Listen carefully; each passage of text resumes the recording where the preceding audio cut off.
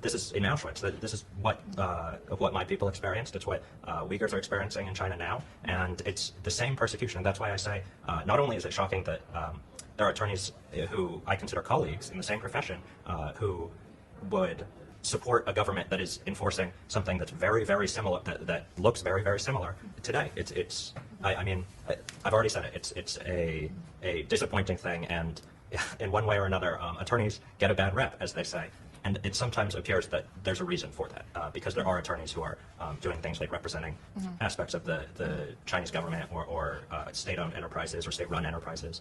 Yeah, thank you. And I was actually in Auschwitz in Poland, so I actually visited the site, and I was immediately remembered how the 80 million Chinese people were killed by the CCP. And so it's very, very hard for me emotionally to accept the fact that the top American law firms like O'Melveny and Paul Hastings, respectable law firms. I know people who work at these firms who are extremely intelligent, very well-intentioned. Yeah, and check their background, visit their website to see this is the chair of the O'Melveny, and they all have great resume, great education. They got the top of the line, education, professional background, but they're using their background to defend the criminal, to defend the people who committed crimes against the humanity, against the 1.4 billion Chinese people. And take a look at who are the lawyers are involved, representing PAX. So, so this person, his name is Stuart Snarf, and so take a look and visit their website.